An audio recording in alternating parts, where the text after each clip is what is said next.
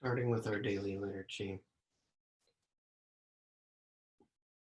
In my heart, I take refuge in Buddha, Dharma, and Sangha. May I liberate suffering beings and bring them to great joy. May the compassionate spirit of love grow within me, that I may actualize the great way. In my heart, I take refuge in Buddha, Dharma, and Sangha. May I liberate suffering beings and bring them to great joy. May the compassionate spirit of love grow within me, that I may actualize the great way. In my heart, I take refuge in Buddha, Dharma, and Sangha. May I liberate suffering beings and bring them to great joy. May the compassionate spirit of love grow within me, that I may actualize the great way. I give thanks for the guidance of my teachers, for the lineage of teachers before them. I give thanks and offerings for their devoted practice of generosity, moral discipline, patience, joyful effort, concentration, wisdom, skillful means, unshakable vow, spiritual powers, and awakened awareness for my benefit. May their years of life be lengthened, and may their vows be completely realized. I bow down in body, speech, and mind. I offer the best I have to give, both real and imagined, to fill the space between us. I regret and purify all transgressions. I rejoice in all virtues. I request you to remain until total enlightenment. I request wise and compassionate guidance. I dedicate my merit for the sake of all beings. May all sentient beings be freed from obsession and hatred. Being close to some and distant from others, how wonderful it would be. May this be accomplished. I will free them from obsession and hatred. Bless me to accomplish this. May all sentient beings enjoy happiness and the causes of happiness. How wonderful it would be. May this be accomplished. I will bring them happiness and the causes of happiness. Bless me to accomplish this. May all sentient beings have the joy that has never known suffering. May they be free from obsession, hatred, jealousy, miserliness, doubt, pride, wrong view, ignorance, and dualistic thoughts. How wonderful it would be. May this be accomplished. I will bring them to this state. Bless me to accomplish this. Great Prajna Paramita Heart Sutra. Avalokiteshvara Bodhisattva, practicing deep Prajna Paramita, clearly saw that all five skandhas are empty, transforming all suffering and distress. Shariputra, form is no other than emptiness, emptiness no other than form. Form is exactly emptiness, emptiness exactly form. Sensation, perception, mental reaction, consciousness are also like this. Shariputra, all things are essentially empty, not born, not destroyed, not stained, not pure, without loss, without gain. Therefore, in emptiness, there is no form, no sensation, perception, mental reaction, consciousness, no eye, ear, nose, tongue, body, mind, no color, sound, smell, taste, touch, object of thought, no seeing, and so on to no thinking, no ignorance, and also no ending of ignorance, and so on to no old age and death, and also no ending of old age and death, no suffering, cause of suffering, cessation, path, no wisdom, and no attainment.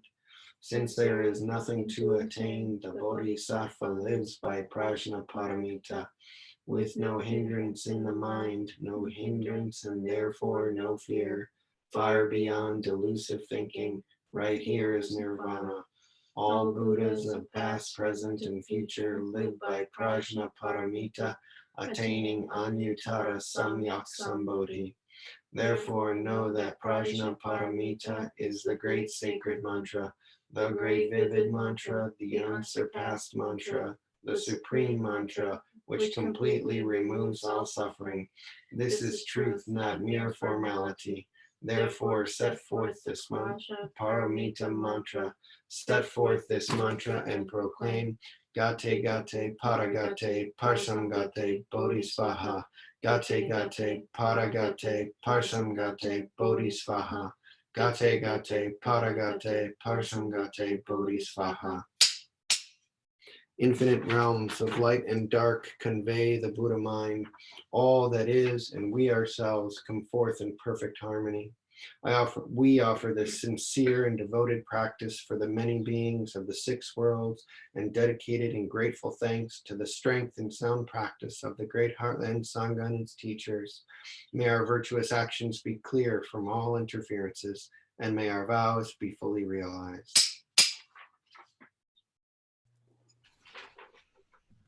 Okay, thank you, Setcho. Anka, thank you very much for helping with that. That's beautiful. It's nice to see your little cubbyhole altar there. It's like you all fit right into it somehow. It's kind of nice.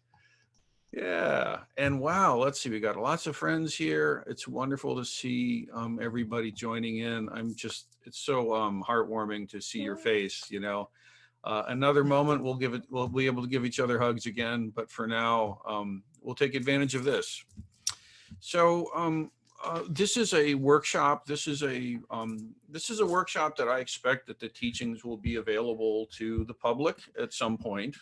If it's reserved for members in this particular Zoom, my expectation is that these teachings will be made public at some point. We'll probably publish this asynchronously later. This is not being live streamed, just so you know that that's the part. This Ango is really focused on wisdom, okay? Wisdom teachings are sort of the center post of the Ango's topic, and I think it's well selected, if ironically selected. But this particular workshop, we had set aside originally, we were going to do a thing on dealing with the stress caused by the political situation. You know, I mean, back, if you can remember a lifetime or two ago when the most stressful thing going was the political debates, we thought that was stressful. And so we were going to work with that. But in the situation we find ourselves in now, obviously we've kind of recalibrated everything to address the current most stressful thing we can think of for most of us. And so we're going to cut this workshop into a couple of parts. The first part is going to deal with equanimity and mindfulness and how what it has to offer us in this COVID-19 world we find ourselves in. We're going to do that by presenting some teachings. I'll primarily be leading the boat on that end of the teaching. We'll break into some triad conversations, triads or quartets, and we can actually do that right here on Zoom. There will be breakout groups. We have technology wizards who can make these things happen. And you'll find yourself in a small group and be able to interact with each other and talk back and forth about the material. That'll be great. And then we'll come back together, and Do'on and I will do a mondo or interact with somebody from each triad and try to, you know, see what juicy coolness comes out of that. Then we'll take a little break, probably a little 10-minute fluids in, fluids out kind of break, whatever, bio break. And then the second half of the teaching shall focus on compassion and kindness in this training. And for that, Do'on will be primarily in the lead. And then we'll have a very special guided meditation by Shokai. Yes. And she's going to do a great job with it, I'm sure. It's going to be wonderful. And so she's been wanting for some years, actually, to have a chance to lead this meditation. And here it is. It'll be great. And then after that, if there's time, we'll probably end up just doing some question and answers about that. And that's our big plan. Okay, that's our big plan. So for this part, I recommend you actually might benefit by having some notes, a notepad or something to kind of catch some distinctions on. It's certainly not required. There's no, you know, I don't want to report on my Zafu in the morning or anything. There's no quiz, but it is something that you might want to actually jot a few key distinctions down. So when we think about the Dharma, when we think about the Eightfold Path, a very traditional way to kind of break down the Buddhist teaching is to say, well, okay, there's the Four Noble Truths. There is the reality of suffering and distress. There is a root cause to that suffering. This cause is identifiable and it is knowable. And there is a cure. There actually is something that we can do about the cause of this suffering. And in fact, what that treatment plan is the Eightfold Path, right? This is a classic way to describe these teachings. And the Eightfold Path really can be broken down into three kind of +1 components. You know, you've got centeredness and equanimity. You've got compassion or karuna. You know, centeredness would be samadhi if we're going Sanskrit here, you know, and then karuna, compassion, and then wisdom, prajna. And then the +1 is upaya. This is a skillful means. This is a creative way of engaging in the world as a bodhisattva. So the first part, equanimity, okay, there's a couple of components to this. The first component is realizing that it's very important that when we're in times of upheaval and times of distress, and when things are very disorienting and anxiety producing, that the first response really is that we must find acceptance with what is going on. This is a really critical point. Now, most of us who've been practicing in the Dharma, we should have a pretty serious leg up on this, and yet still it's an edge that we need to work on, okay? So the question of accepting what's happening, a lot of us right away want to rush to the solve or to fight against it or to deny that it's happening, and it's very confusing. This is a very, very confusing situation. You know, it's like if a big UFO were to like hover over Toledo right now and make a big laser, pew, pew, and shoot and blow up the downtown of Toledo, there's nothing ambiguous about it. It's weird, it's bizarre, it's a world-changing event, but there's no denying what just happened. Aliens came and shot down Toledo, the center of all places, you know, horrible fate. But this is actually confusing enough that part of the trauma of it, part of the difficulty out of it is trying to figure out what the hell's actually going on, right? Like what's actually reliable information, who actually knows what's going on, what am I supposed to do, how am I supposed to respond? This keeps escalating, okay, in the mind. It's like a mental fever, honestly, you know. So confusion, disorientation is actually nothing new, but we just got to own the fact that we're in a very pronounced moment with this kind of confusion. Now, I think as the weeks have rolled by, the consensus is coming clearer and medical professionals are being heard more, and it's all kind of making some more sense. But the first response actually needs to be to stop and to just accept the fact that this is confusing, this is disorienting, this is most unwelcome, this is scary. All the things that we experience and result in relationship to this, right? So acceptance. But this acceptance really can't happen if it's just in the realm of thought.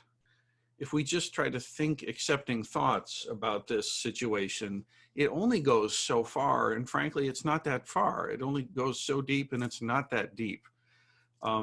We have to do better than to just sort of think that we accept we're in this situation.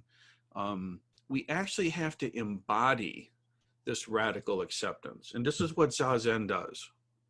When we take the posture of Zazen, we are able to accept reality as reality actually is.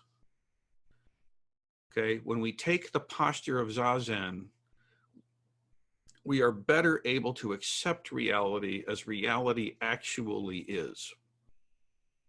It is a physical embodiment of this radical acceptance.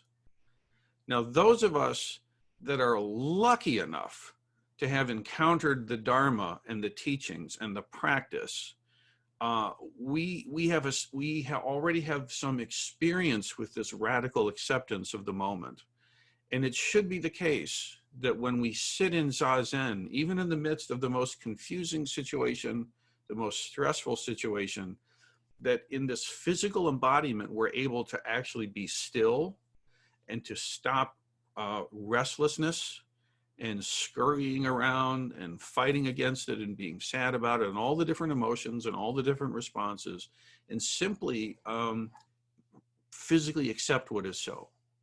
You know, maybe you're very concerned, and so you end up walking to the refrigerator, right? And then opening the refrigerator, and then num, num, num, num, num. And then you go to the TV, and then you're clicking the show. Oh my God, what's happening? And then a little while later, you're walking back to the refrigerator, num, num, num, num, num. And then you go back to the TV, and then you take a nap, and then you go to the fridge, and then you go to the TV, and on, this weird little hamster wheel of isolation suffering. Okay, so stop, just stop, actually stop and bow, okay? Stop and bow. Then we can actually respond with some dignity and some grace and some skillfulness. So this stopping has to do with Zazen, you see. So this, it's more important now than ever, perhaps before, for us in our living memories, many of us, to use the skill that we have to be able to get off the mental hamster wheel of suffering and just chill and actually just be still in the suffering. Now, this is not a new insight into Zazen. This is not a novel thing to say. I mean, this is as old as Zen itself is, right? I mean, for most of us, the idea of like a typical Kamakura era samurai had about a 50% chance on any given day of dying in battle. Like any given day, that was the data. And yet those folks found that Zazen gave them the ability to meet that moment, right? I can say from our own unwelcome experience, when our daughter had this diagnosis that brought us to the Cleveland, can you do something with them? Brought us to the Cleveland Clinic.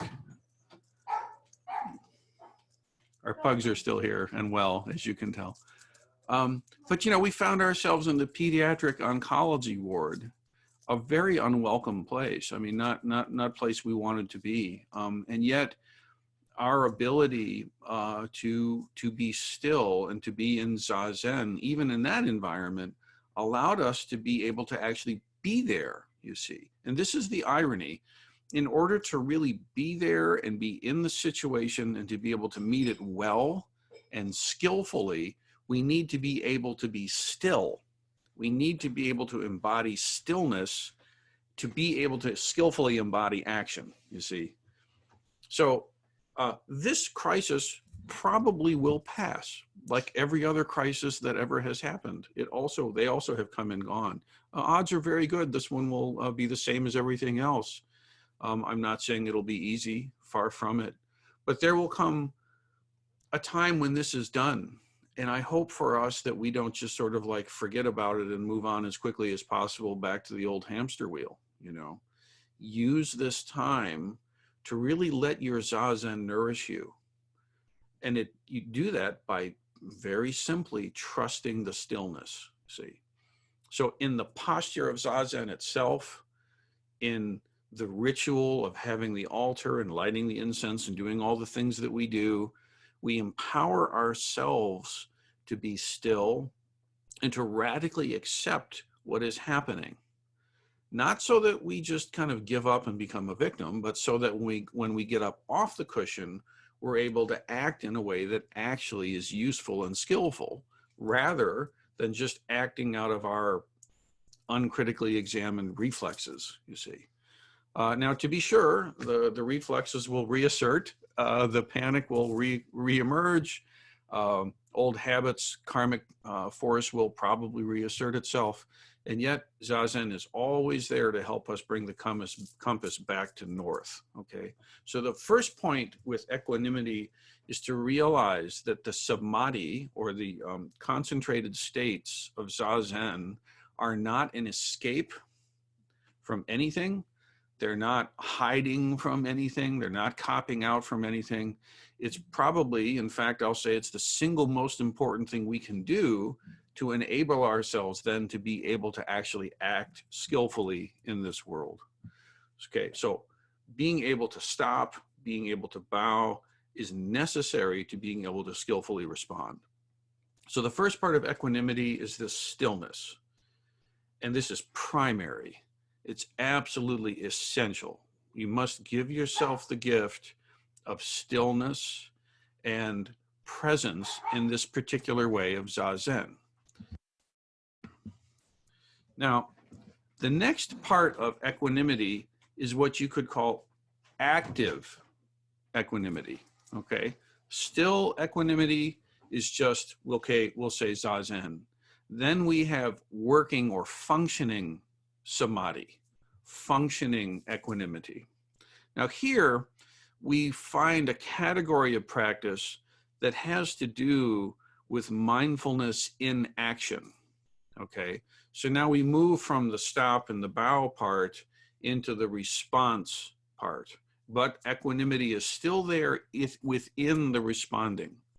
Now, we've all here probably received teachings on basic mindfulness, you know, pay attention to what your experience is, be in the moment, make sure that your mind stays collected in the experience of the time. If you see that you're pulled into other things, see it, acknowledge it, let it go, and come back to the moment. We've heard these things over and over, but it's important to realize that the religious training that we all have in the Buddhist part of our Zen tradition is incredibly useful with this, particularly when we come on these new practices, okay? We all have new practices that have been assigned to us recently, right? My name is Rinsen, and my practice is washing my damn hands, right? That's my practice. So in an earlier time, you would come to Sesshin, perhaps, if you're lucky enough to come to Sesshin, and we have Oryoki. And so we have this very special and specific way of dealing with the Oryoki set and the bowls and the, you know, the chopstick and the spoon and all this squeegee thing, whatever that is. And you got to like do it all a special way. And why did we do that? We did that for right now. Like, this is why we did that. We did that now so you can wash your damn hands. But you wash your hands with the mind of Oryoki. You wash your hands with the mind of ritual, with the mind of practice, so that washing hands is not just this stupid thing you've got to deal with now because fear. No, now washing hands is your Dharma practice. You see, you have the practice of washing your hands. Does that make sense? So this is a beautiful thing. The specific way of washing the hands, of taking care of the hygiene and doing it correctly. Take the mind that you experienced in Sesshin, or visiting the temple and learning how to bow correctly and how to navigate the Zendo. The Zen training that you've had, you take that Zen training mind and you apply it to this new Dharma practice called wash your friggin' hands, okay? And while we do this, and this is just one example, okay, there's another kind of a training. It's called a mind training, or a gata, okay? Now it's interesting, Aitken Roshi, my Dharma, I guess, great-grandfather in the koan lineage, he is very famous for having put out, oh, where did it get to? Can I have the liturgy book there? He put out this collection of gathas. And I'll just read you a few. These are in our old spiral-bound readings book. I'll just read a few. Here's a good one. Gathas for daily life. This is from Aitken Roshi's book, by the way, called The Dragon Who Never Sleeps, for those who may care, by Robert Aitken. The book is called The Dragon Who Never Sleeps. It's a collection of mind training gathas like this. This is one. When I panic at losing my bearings, I vow with all beings to acknowledge the error is panic, not losing familiar ground. Right? Another one, sounding a bell at the temple. I vow with all beings to remember I'm ringing the Dharma for the Sangha of all who can hear. And on and on. There's a bunch of these, okay? Falling asleep at last is really good. I vow with all beings to enjoy the dark and stillness and rest in the vast unknown. There are many of these gathas that we can use. I'm going to suggest that we think together about what new practices we've all been given, right? The practice of washing hands. Here's a nice little gatha I penned earlier today. What do you think? As I wash my hands, I vow with all beings to cleanse both body and mind, that suffering may be relieved, right? As I wash my hands, I vow with all beings to cleanse both body and mind, that suffering may be relieved. So that could be a mind training, a gatha, that we associate with the practice of washing the hands, you see. Does that make sense? You can sing happy birthday. I guess Baby Shark has a theme too that people can use. But why not use a Dharma practice? You know, use it as a gatha and bring it into your religious vows. Now we've got a, as we say, or Secho, if you could put the video, I've got an example of the liturgy of washing of the hands. I would like everybody to just watch this, and maybe, as we say, if you can make the link available in the chat so people can refer to it later. Can we make that go?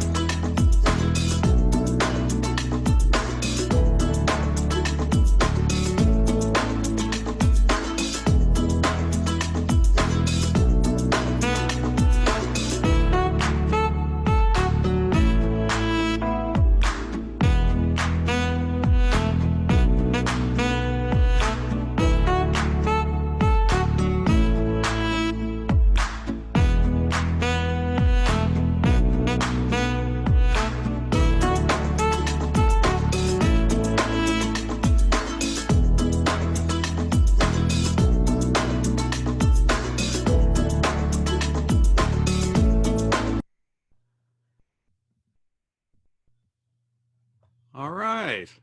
I claim no, I don't endorse the soundtrack at all. But I think you can see where I'm going here. Okay, that's a liturgy.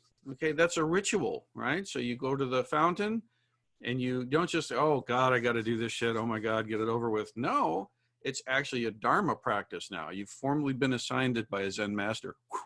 You have no excuse now. It's a Dharma practice, okay? So you put the suds, you do the thing, you make it go, right? Make sure you learn the steps. And just the same way, you're Oroki, you don't just sit there and you just do whatever. You do the correct way, and you make your mind conform to the Sangha and to the practice. Then now you have this practice of washing the hands. Does that make sense, everybody? Okay, so I see a gasho if you understand what I'm saying. This is a strange format for me to teach in because I can't feel the feedback really. I mean, kind of, but not really. So that's helpful. So you take that Dharma practice and you, if you don't particularly love the Gatha I came up with, do one of your own. In fact, it's a great assignment, you know, think about what Gatha speaks in your key. I like this one. As I wash my hands, I vow with all beings to cleanse both body and mind, that suffering may be relieved. It works for me. Find one that works for you if that doesn't, or take that one as a gift. But do something to make it a conscious Dharma practice. Is this okay? Now, other practices we have. We all have the practice now of social distancing, right? So if you're lucky enough to live in a place where you can get outside, we do, like right outside the Embassy here, there's this beautiful metro park. So every day we take an hour walk together, you know, but we also make sure that we stay with that 6-foot distance from other people. And it's weird because why would I ever do that? You know what I mean? Like why, like it's so, it's just odd to do that. But actually now this is my practice. I need to make sure that I keep a correct and safe distance in case I have this flu, virus, whatever it is, and I don't want to give it to somebody, you know? So then we have a situation where we've got to keep a distance. So you can come up with a gatha for this, you know, in keeping 6-foot distance and practice social distancing, may I realize the intimacy of all things. Something like this. And you make a mind training that fits that practice. And this changes it from just a health and safety thing, which everybody should be doing. This now makes it Dharma practice, you see. And the Bodhisattva is always motivated by the alleviation of suffering for all beings. This is always the Bodhisattva's heart. This is always the Bodhisattva's motivation. And so if we can tie the washing of hands, let's say, just to keep it to that one, and notice how in the little gatha that I came up with, I combine that with a cleansing body and mind to alleviate suffering for all beings. And when you frame the practice in this way, then it becomes part of the Bodhisattva vow, part of the Bodhisattva expression, see? And this gives it a much different feeling to us, rather than being victims who are scared and have to just do what the doctors say and, oh my God, the end of the world. Look, bodhisattvas always practice in battlefield situations, okay? Life itself is the catastrophe. This is exactly home plate for the bodhisattva. And no matter what crazy shit's going on, the bodhisattva power is that they can be right in the center of it and be there for the benefit of all beings. So no matter what happens, this can be your practice, see? I hope it's not the case, but if I were to end up with this virus and be in one of those respirator things and be in the critical care, even in that space, I could make a practice of taking in the suffering of everyone in that hospital and all around the world, and taking it on and giving them peace, and practicing that way until I have no more breath. And then I would even take my corpse and allow that to be a teaching for others. So this mind is that no matter what happens, the bodhisattva vow can always be expressing and always be the motivation behind what we do. And this is completely in contrast to the deluded mind that always has the ego in the center of everything that happens. Now, the ironic thing is the action might be the same. The washing of the hands, the keeping the 6-foot distance, but the motivation of it is completely different. The intention is completely different. And therefore the karma of it is completely different, you see. So very, very important that you find a way to have the bodhisattva vow motivate these mindfulness practices, these active mindfulness practices. So I have made some notes, you know, the hand washing, the social distancing business, you know, think about, you know, I don't think I ever really thought much about going to the grocery store and getting stuff.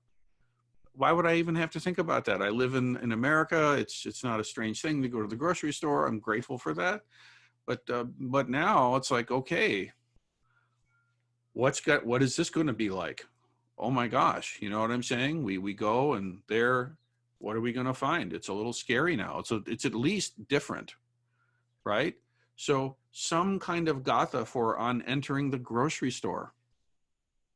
some kind of gatha for, may I, I don't know, enter this grocery store and not hoard all the toilet paper.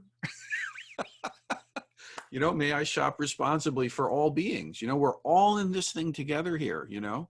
Does this make sense? So what we would like to do is move into some small group discussions. And what I would like you to discuss, make a few notes here, I'd like you to discuss what new Dharma practices have you received that Bodhisattva COVID-19 has given you? Okay. I mean, for some of us, just being home and being confined or isolated this way is a joy, easy, and something we're really used to and not a problem. For some of us, it's the hardest thing we've ever had to do, right? So think of for yourself, COVID-19, what practices have you found yourself taking on? Maybe you need to be careful about how much media you consume. Like that could be a thing, right? So think about, okay, what are the new COVID-19 era Dharma practices? What areas could we think about bringing some mindfulness to and using these as mindfulness practice opportunities and come up with a cool gatha, you know, turning on the TV, trying to get information about what's going on. May I stay cool for the benefit of all beings. Tweak it, make it nice, make it pretty, but make it something that fits for you and the people that you're having conversation with together, okay?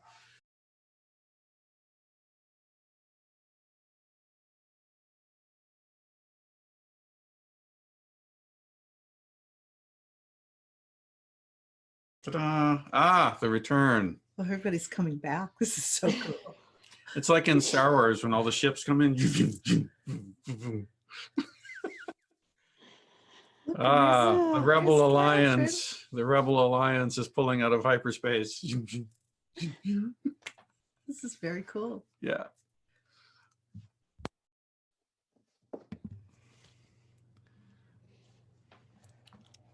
So we had 11 breakout rooms. So keep that in mind. There's 11 groups to. That's a in with. juicy number. That's a lot of folks. Yeah. Okay. All right. Oh, can you not do that? Because it's so. Sorry. Are we on? I think Yeah. we're- Yeah. So we say, are you going to direct traffic for the little Demando thingy now? I think Secho is going to do that. Or Secho? Okay, yeah, somebody. Yeah. Sorry, I was on mute there. There you are. Welcome back, everyone. We hope you had some delightful time together and authentic time. What we'd like to do now is call on each of the rooms. We've had 11 breakouts, and we're going to keep this to just a few short things that you heard from your group as you represent, and then interacting with the teachers. So we'll go to breakout room number 1 first. Need another table here. Here. Who is the representative from breakout room number 1?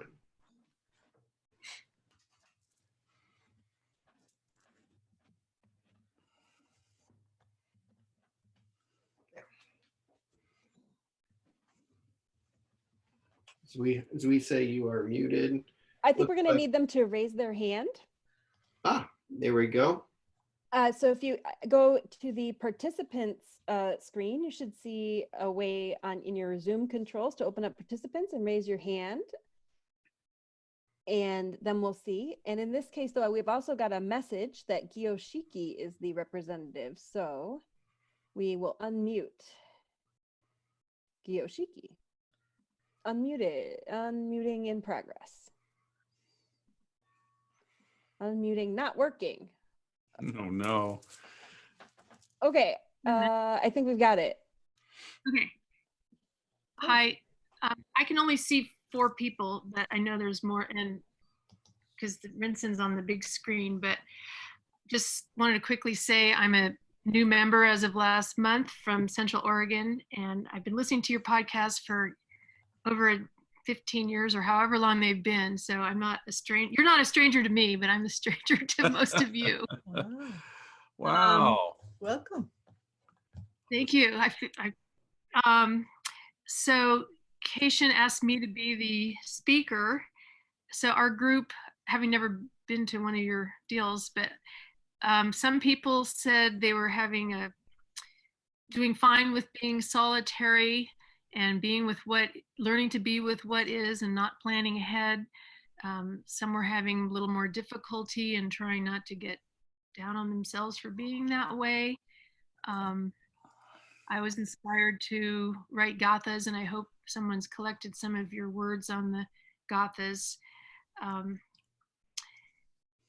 So everybody's having a different experience, but having watched the last thing you did, I'm not on Facebook, so I can't stream them live. I haven't figured out how, but I've watched everything you've done later. And it seems like to me, people are more settled than they were a week ago, just observing. I'm kind of watching too much news and getting off about that, but really delighted to have a new Sangha to interact with, since I'm a lone practitioner most of the time.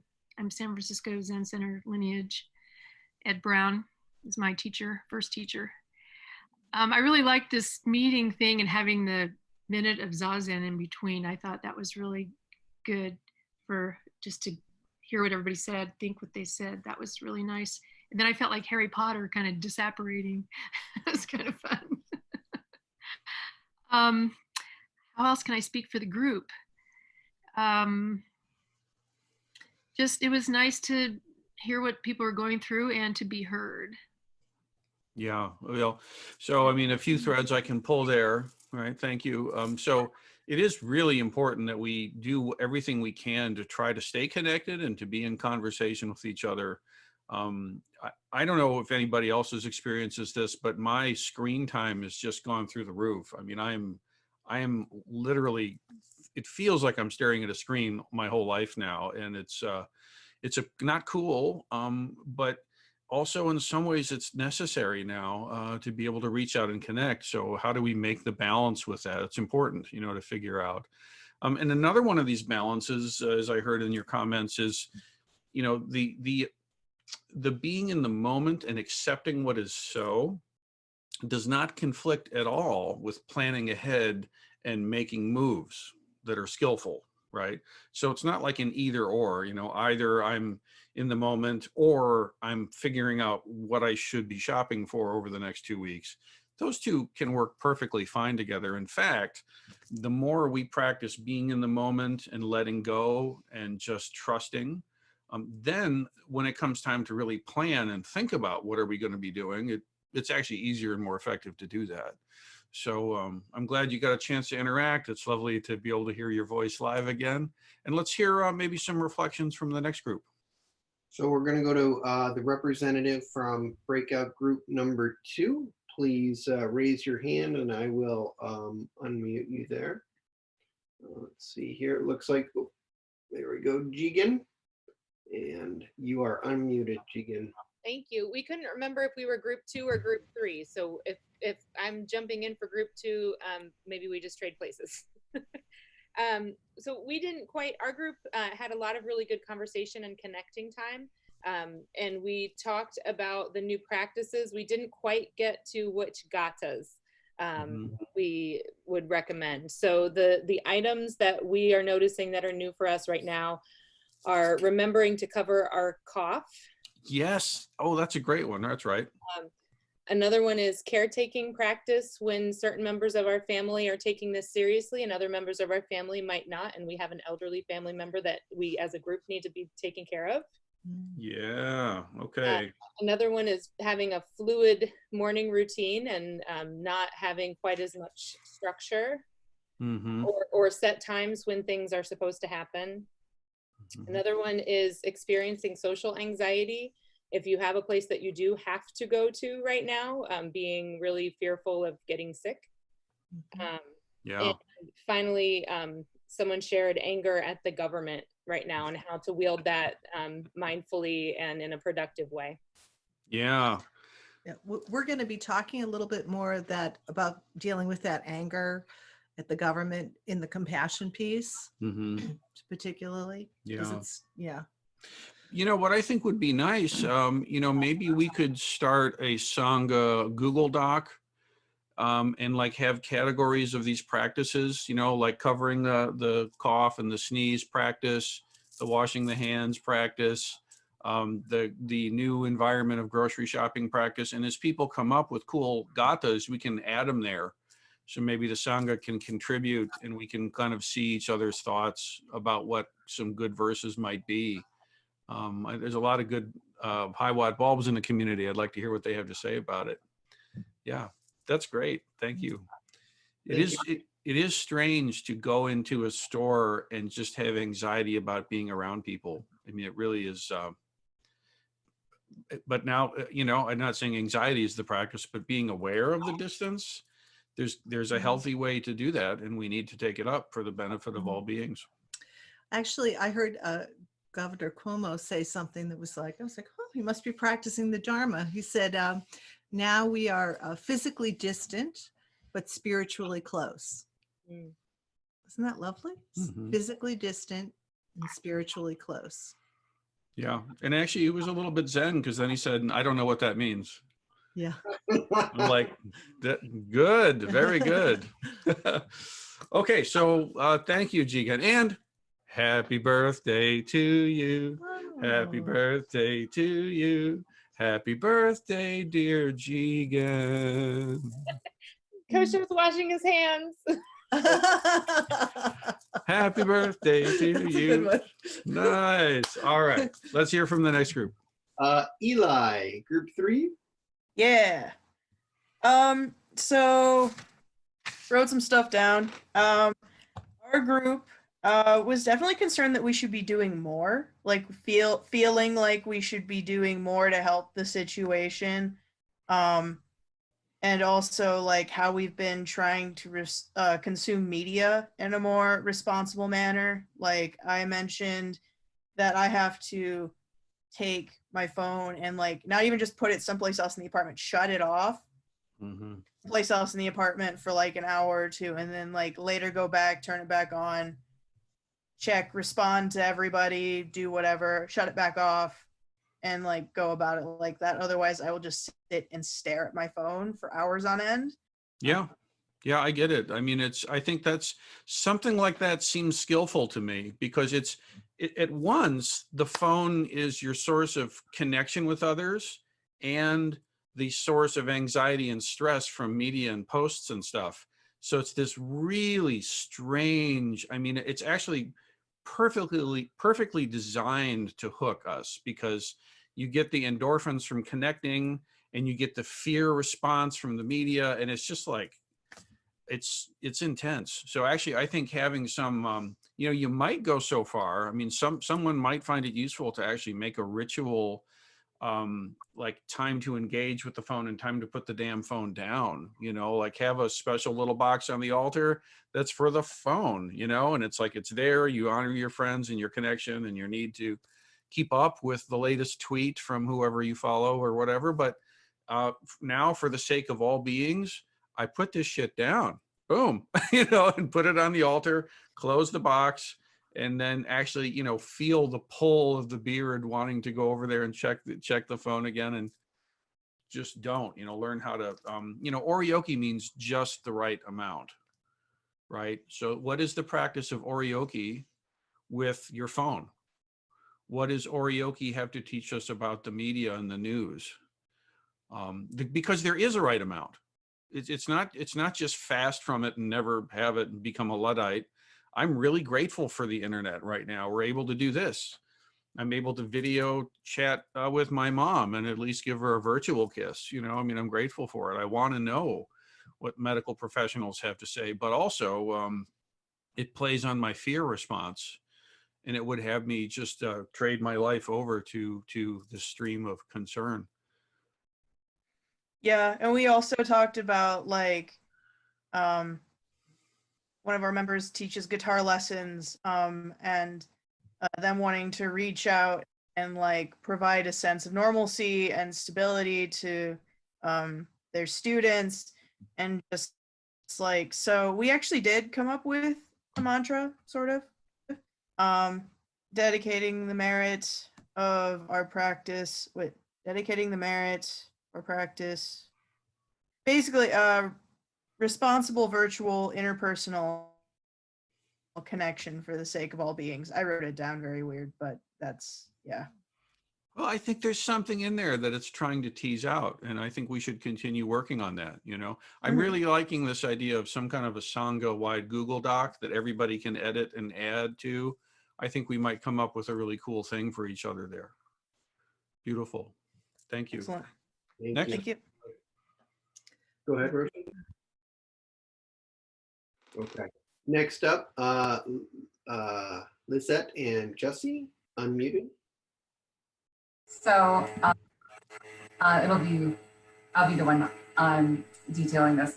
So our group mostly, we all kind of seem to center around some similar themes with our experiences in this time and with the way that we've been practicing. And all of our experiences seem to be surrounding our relationships to others. For instance, some of us still have to deal with people. Some of us still had to work. Some of us are cooped up in a house with our partners and family. And some of us don't have anyone. So we're all experiencing different versions of new relationship dynamics. And so those seem to be the things that are giving us inspiration for our practice. So we did write a gatha based on our relationships to others, which is has some original lines, and then it has some pieces that we Frankenstein from the That's cool. Let's hear it. All right. So in the time of social distancing, being close to some and distant from others is an opportunity to generate love and compassion for all sentient beings. And may I bring them to great joy and safeguarding their health. Yeah, that's beautiful. That's beautiful. Yeah. Fantastic. Wisdom from the Sangha. Blessings. Let's hear from the next one. That's All great. right. Next up, we have Jiho. Thank you, Jussie. Jiho is going to be unmuted, and sorry, I lost you there.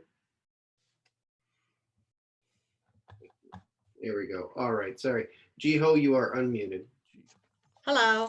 Our group talked about each of their different experiences with being in this crazy new virtual world that we're in, and social distancing and the whole COVID-19 scenario.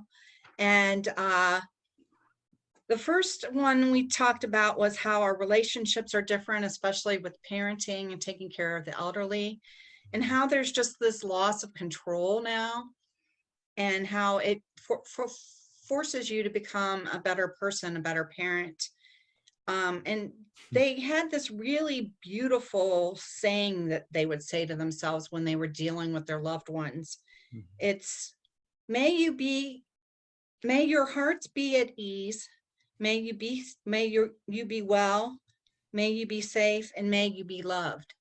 And they would just say that to themselves to set themselves at ease when dealing with the people in their lives and the situations. We also talked a little bit about self-care, how now it's being forced at home, how all of a sudden you're taking care of yourself in a different environment and trying to do that with all the stress of the media and the scenario of the COVID-19 adding to that, and our fears and anxiety kind of piling up.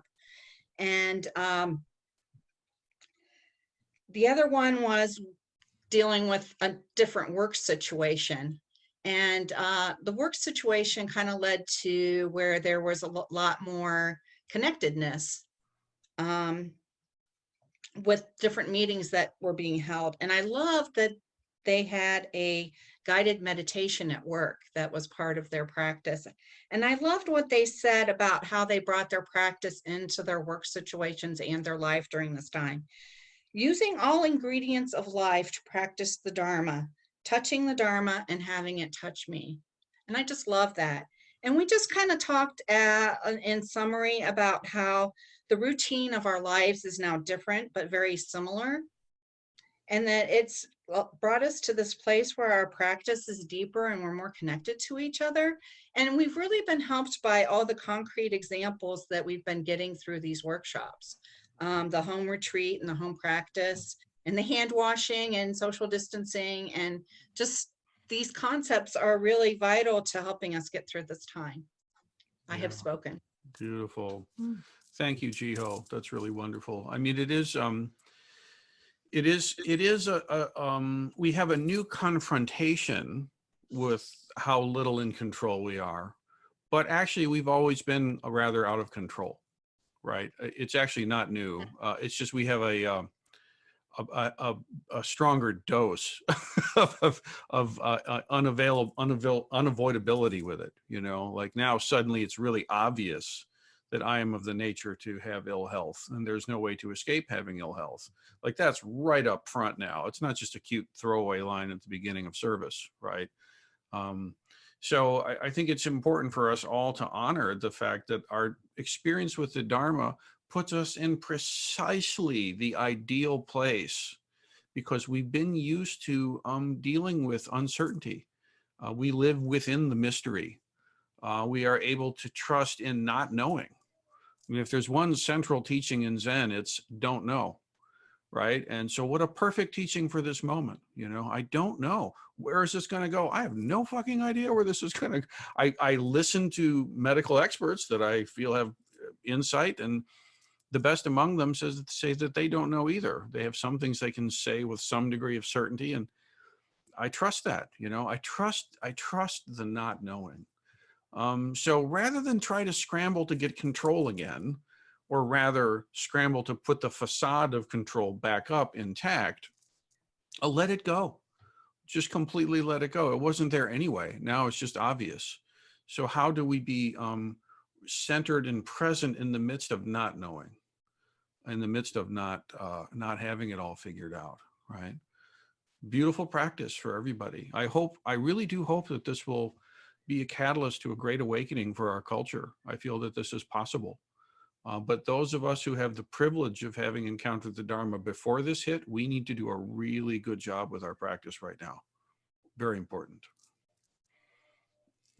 Group 6, Zenon and Kuryu. We discussed a lot of the same things that have come up for other groups so far. We discussed, either now working from home or staying at home significantly more than we did before, to greater or lesser degrees. We also discussed, feelings of isolation, how to manage that. We talked a lot about our pets. Nice. And how they are interacting with us now that we're all home a lot more than we used to be, and such like that. So I think our discussions really, and our interactions with these elements in our practice now really reflect the same things that are coming up for everyone else. We did compose a gatha to go with this that I think neatly sums up kind of all of how we felt as a collective group here. Beautiful. Placing our minds in the moment, we use this time to watch the squirrels for the benefit of all beings. Wow, that's great. Woo! Ah, that's really good. I love it. That's fantastic. I have spoken. Yes, you have. Next up, we're going to go with So-On. I'm not sure this is group 7, but So-On, you are unmuted. We're actually group 8. Okay, great. Go right ahead. Okay. Let's see. We were talking about touching your face. Huh? Touching your face. You know, that's a good one. That's actually a good one. You know, instead of going like this, go like, oh, Oh, oh, right. okay. Oh, just bring it back to a gasho every time. Oh, Gio. When I'm able to not touch my face. Just go like this, and when you see it, just bring it to a gasho. And we need a gatha for that, guys. You know, how many times have you sat in zazen and not scratched the itch? Yeah. Right? Right? I mean, that's just part of zazen. There isn't anybody who sat any amount of zazen that didn't have an itch suddenly start tormenting you, you know? And if you can actually just let the itch be the itch and stay in the zazen, it's good, you know?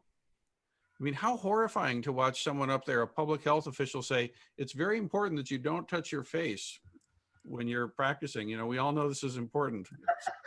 They have no idea what they're doing with their hands, you know, mindfulness of your hands. All right, so on, continue. I'm sorry. You gave me a great opening there. That's okay. I'm learning how to be a straight man. So our group, I was in a group with a couple ladies that are long distance members. And one of them, Sebi, almost made it to session this time.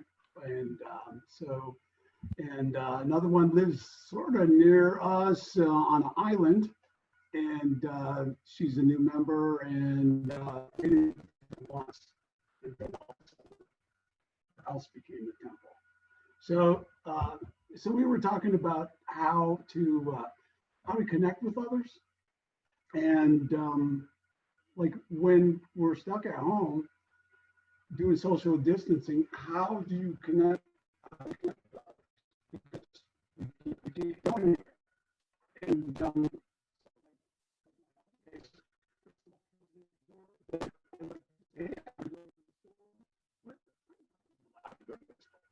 So audio is pretty broken up. Is it? Yeah. Okay. Well, in that case, Get closer. Try one more time. let's try one more time. How about this? Yeah. Is this working better? Yeah. Mm-hmm.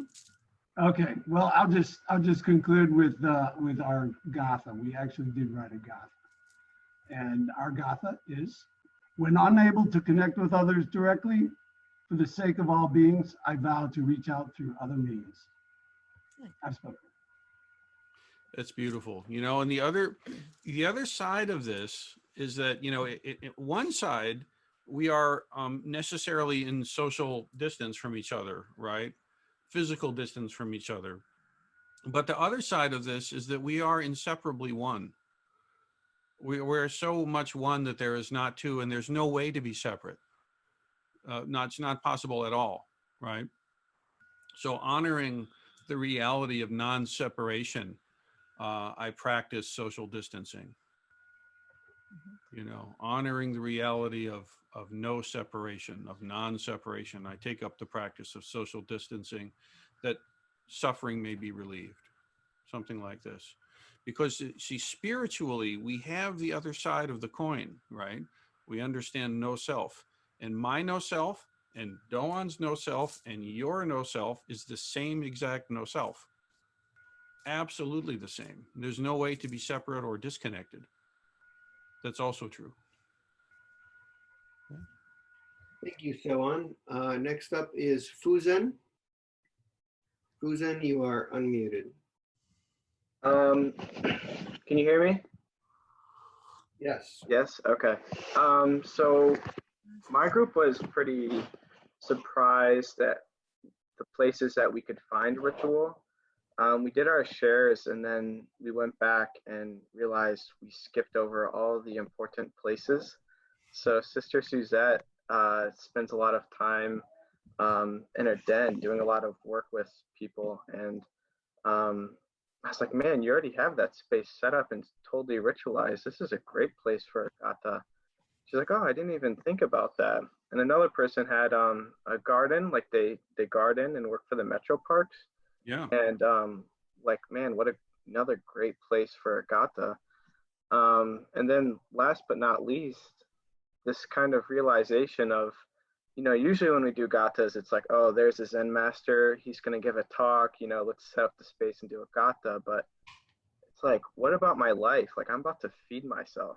Like, why have I not done this? Why have I not done a gatha before I take a shower? Like, why do I not? I don't know. There's kind of this imagery of play, like gatha on starting the shower and then like opening the shower curtain. That's the spirit, Fuzan. That's the spirit. Exactly. Yeah. I mean, so, if you think about like, we interact in a couple of different venues, you and I. We practice Aikido together, right? We practice the Dharma together, and you see, when you come to Sesshin, everything is very, very ritualized. Everything is very formalized, You don't just kind of randomly bandy about the Zendo. No, you don't. It's exactly this way, And then session is over, then you leave that and you go back to daily life. Okay. And then now what's happening is now we're in a situation where daily life really needs to draw on the strength and the sustenance of the sesshin experience. And it perfectly plops right on top of the situation we're in. You have to amend it a little bit, be flowing, be structured. There's a gradation. We've talked about this at length, the difference between Sabbath and home retreat, but the intelligence of it, you take the thing and you make the offering and, all beings, I'll chant this thing because that's what they do here. Okay. I don't know why, but there it is, and you chant the thing. But see, it gets in your cells actually, and it teaches us how to bow. So the first thing is stop. The second thing is bow, right? And then it's respond. And so actually, if you just walk in and like throw the shower curtain open and get in there and turn the shower on and just go, your mind is already doing something. So what would it be like to stop and bow to the shower and just note that you're there, and then meaningfully consecrate the action, just as though you were priest making officiant for the Heart Sutra at my funeral. Okay, something like this. How would you do this?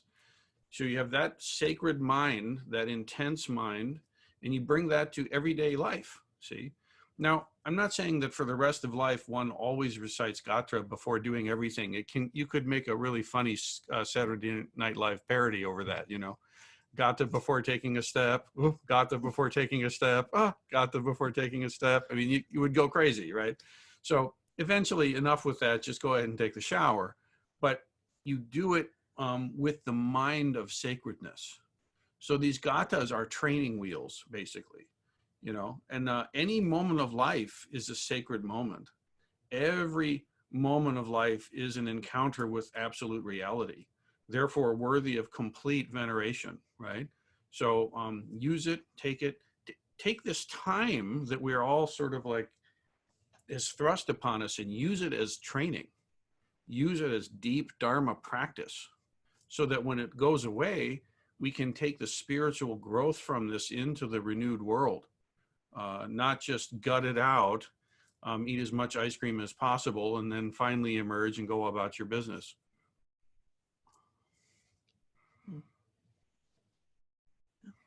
Good. Next. So we've got 3 left. Kinko, you are next, and then Zuiho, and then Yugen. Kinko, you are unmuted. Okay. Well, we talked about realizing how hyper contagious this whole virus is. It makes us realize how physically connected the whole human race is, for one thing. And we came up each with our own little gata, so I will read our gatas. The first one is, as I enter Walmart, I vow to keep my distance for the sake of those around me and for myself and for all sentient beings on the planet. And let's see, our second one.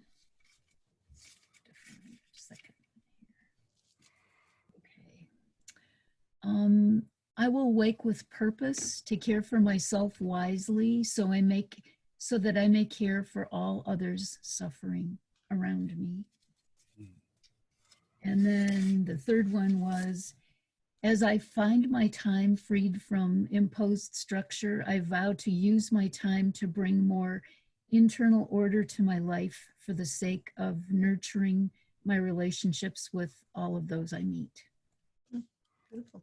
Yeah, Those beautiful. are, That's and, great. and then, well, as I was listening to everybody, I came up with an idea for a gatha on spreading the virus of happiness. It's so easy to spread a virus. Our virus that we want to spread actually is one of happiness to all sentient beings on the earth. So maybe we can think of it that it's not that difficult to spread it. Well, you know, the fact is that human beings make up a system, right? And the system itself interacts. Like all the trees in a forest, they actually interact. Right.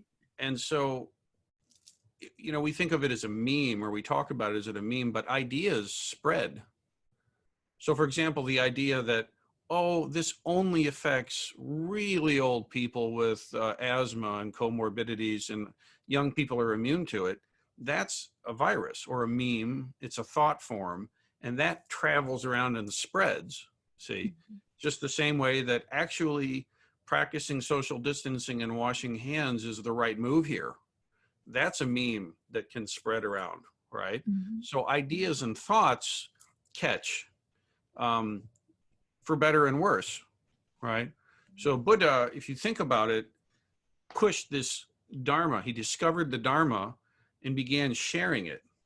And it's actually traveled for thousands of years, century after century after century, culture after culture after culture. And this Dharma has seen plague, famine, war, pestilence. It's seen everything, you know, nuclear bombs, everything so far, right? Maybe not aliens and UFOs yet, but it is, the Dharma has continued to move. And this is what we call transmission. We transmit the Dharma. The Dharma transmits from one generation to the next, see? And this is exactly what's happening in this very moment right now.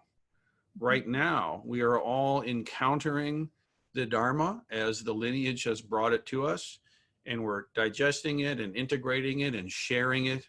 And then we need to practice that Dharma and make that Dharma real in this time, in this COVID-19 time. I didn't see that coming, but nonetheless, boom, this is the time we're in. So if we practice beautifully and well with grace and with dignity and with honesty, which includes ungraceful and non-dignity, we practice honestly, then we are actually participating in the spreading of this Dharma throughout space and time. So let's stay with it.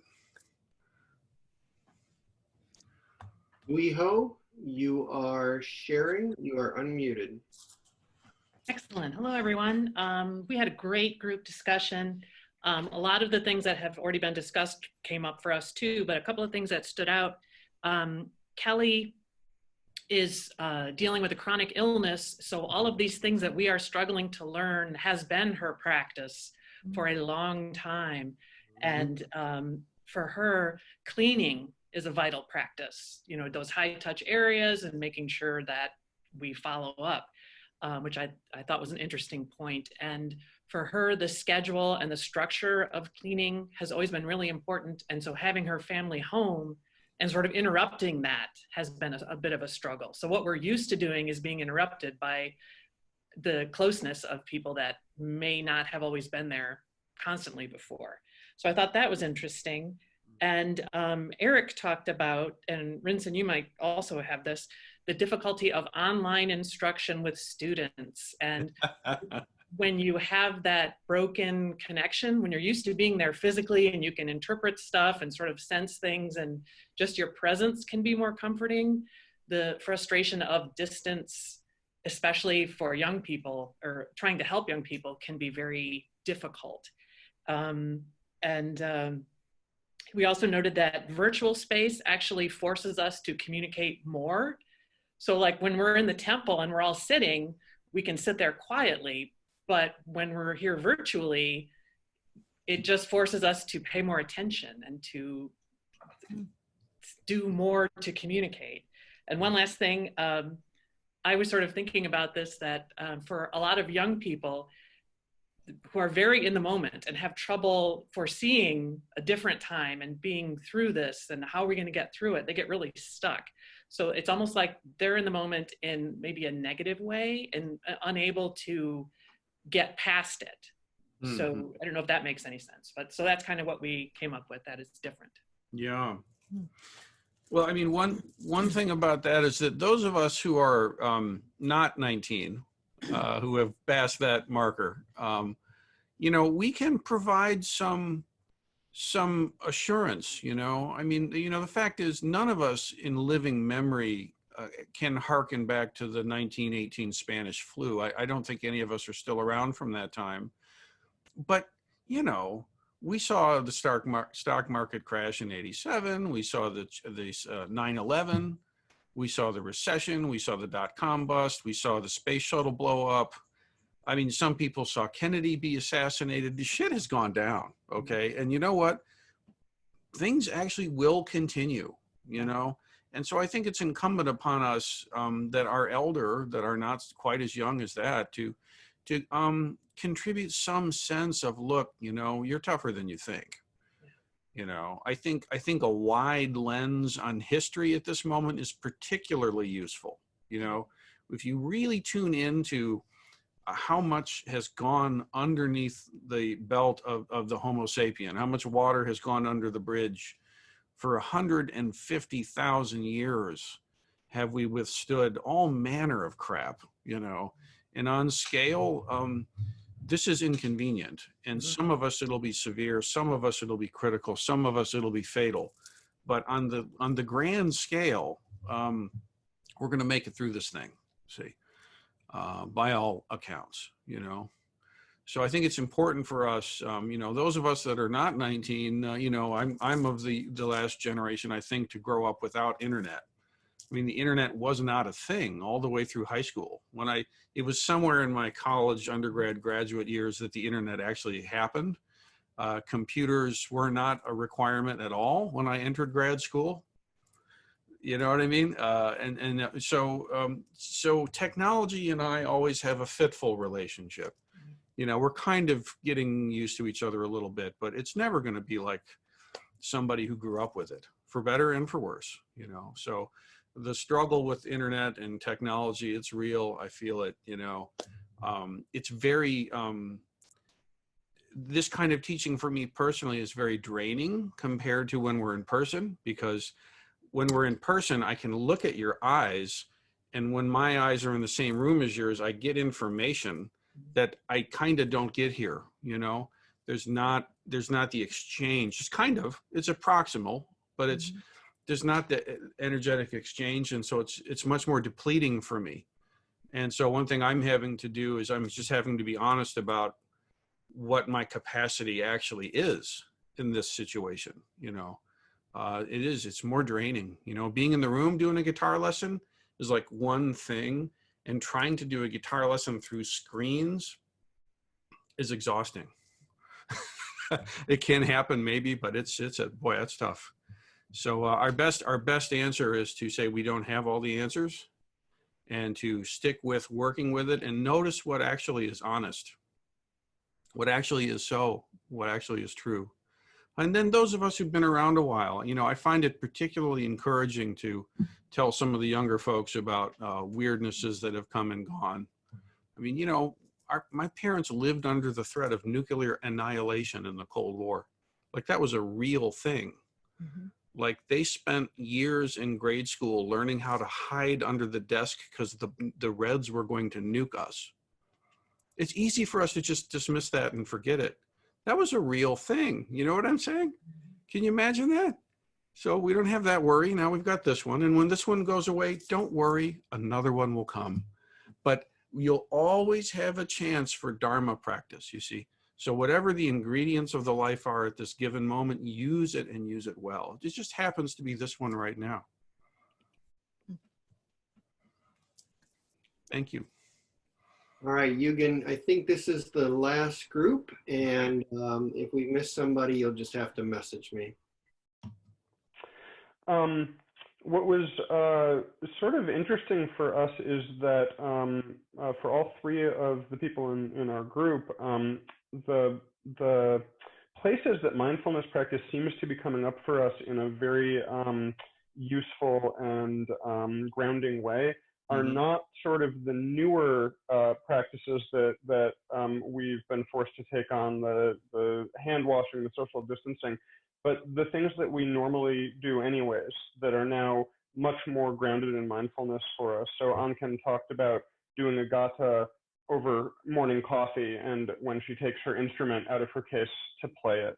For me, mindfulness has really shown up a lot in just preparing food, meals for the family. Something else that was interesting that came up is that Kiju is still working outside the home and is preparing food in a carry-out environment. And we talked a little about the opportunity to use that as bodhisattva practice and the possibility of approaching that as, oh, I'm going out and doing this practice to nourish others. So those are the things that really struck me that came up in our group conversation. Yeah, I mean, one thing there for all of us who are preparing food, it's and we spoke about this at some length on the last Saturday's members retreat thing, but the mind with which you prepare the food is very important. It's very, very important that you do everything you can to have a mind that is not filled with anxiety and stress and concern and worry as you make the food. Very important that your mind is filled at least with presence, ideally with beneficial qualities.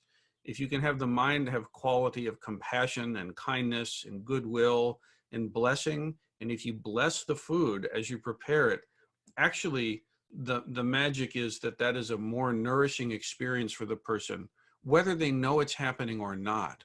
This is irrelevant to the point. So very important for all of us as we prepare food that we have the mind of practice with it. Beautiful.